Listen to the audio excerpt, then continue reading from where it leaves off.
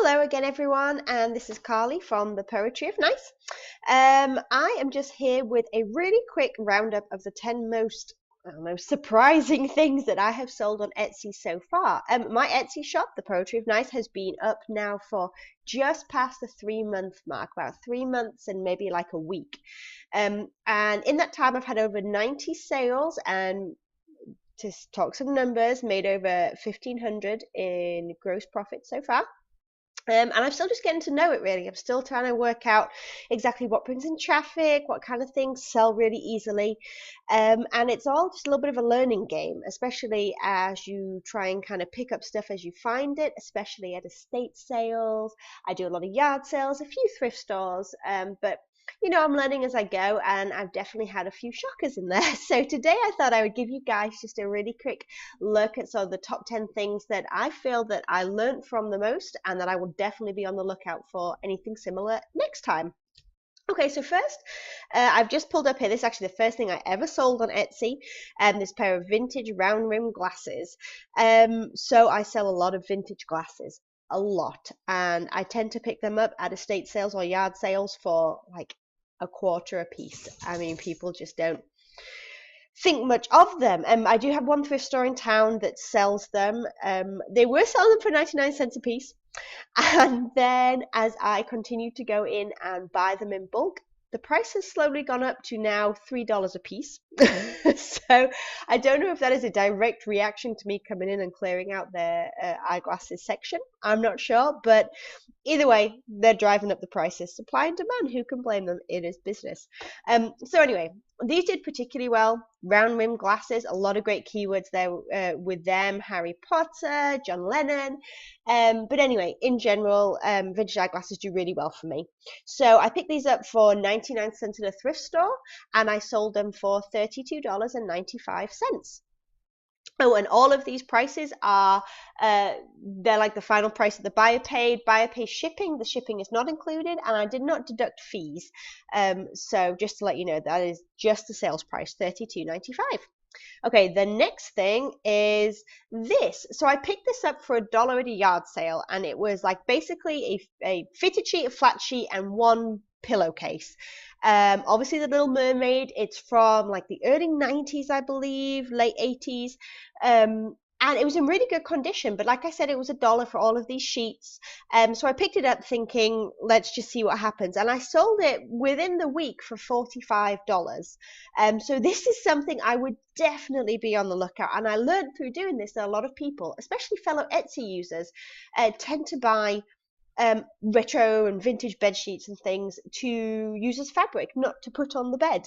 So the lady who bought this, I believe, actually has an Etsy shop where she makes children's boutique clothing using vintage materials and using these kind of vintage retro characters, which I thought was just super awesome. So yes, $1 into 45, and so I would definitely keep my eyes peeled for that. This guy I had to include just because he was the most random thing. I picked him up for like 50 cents at a rummage sale. It was way back in the day where I was like, anything that's below 1996, I'm getting it because it's vintage and I can put it on Etsy. Way back in the day, that was like 3 months ago, right? But I've learned since then that not everything qualifies. I mean, it qualifies technically, but it doesn't mean it's going to sell just because it's vintage. But this guy did. He sold quickly, and I got him for, like I said, about 50 cents. Personal opinion, I think he's kind of ugly. That's okay. Somebody disagreed completely, and they paid $22.95 for him. Okay, Barney pillowcases. I picked these up for 25 cents a piece. It was a set of two, so 50 cents for the whole set. The lady was just like, go for it. Take them, whatever. So I kind of gave her 50 cents and, I was on my way. But anyway, these sold again overnight really quickly for, I think it was $12.95. So not a huge return on investment, but certainly for like a couple of hours that they sat there, and so easy to ship and photograph and things like that, I would definitely keep my eyes open for these kind of vintage character, especially like kids' TV characters, pillowcases, just like I would do for the sheets as well. Okay, this I kind of wish I'd kept. I loved him so much, but anyway, this was a vintage Walt Disney World Epcot mug, and it had Figment on it, which is like the little mascot for the Epcot park. And it was really cool. It was just in fantastic condition. I don't think anyone had ever actually drank out of it. Anyway, I picked it up for 25 cents and I sold it for $14.95. This kind of vintage Disney thing I find at the moment is hit or miss. Some of the things I pick up I just think are really cool. I'm super into the retro Disney stuff anyway on a personal note, but this one did really well and went really quickly, and I've had other ones that do too, and I've had some stuff that I thought was really cool that has just sat and sat, and maybe it's just a case of the market being oversaturated. I suspect that, but either way I'll probably continue to pick it up because I'm a sucker for old Disney crap. Okay, anyway, so yes, 25 cents into 15. This I picked up just because it was kind of weird. I was in a estate sale. I was like filling a box because they kind of just said grab everything and we'll just give you a price, and they did really well by me. I mean, I got this huge box full of stuff, and I tend to go for littles when I go to estate sale. So I'm not really looking at the artwork or furniture or anything big like that. I don't even go through clothes and shoes, if I'm honest with you. I look for the little stuff. For instance, I have picked up, oh my goodness, a massive stack of vintage wrapping paper, just various patterns, and some do better than others. But so far I've spent about $2 in total on vintage wrapping paper, and so far, as of like I think yesterday, in the 3.5 months that I've been open on Etsy and through eBay as well, I have made about $70 back on just pieces of paper. I'm talking single sheets of paper, uncut, factory folded, but just old paper basically, and people just look for that special stuff for a special gift or for scrapbooking or anything like that, or crafts, and I just think that's wonderful, and I love that they can find stuff through me and through other sellers that they couldn't find elsewhere. But yes, and it takes up no time, no space in storage at all. So anyway, I go for that kind of stuff, and this just happened to be a little thing that I'd found as well. This little vintage pocket hand warmer actually was quite exciting. Inside of it, it was completely unused, still in the wrapper.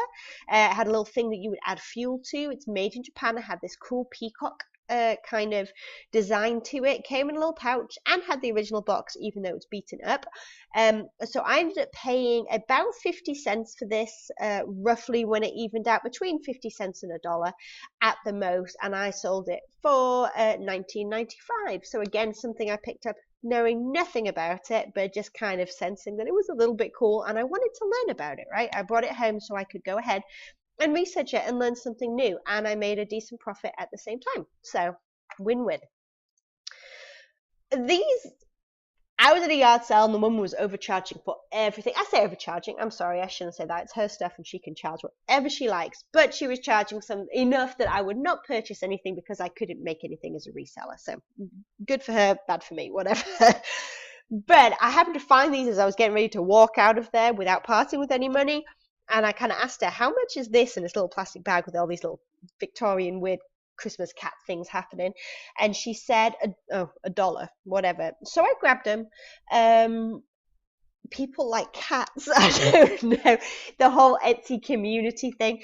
It's like got that hipster vibe, right? That kind of cool thing happening. And I figured somebody would like them, and I was right. They sold within 2 days of me listing them for $24.95. Again, super easy to ship, to store, to photograph, all that good stuff. Really, really simple.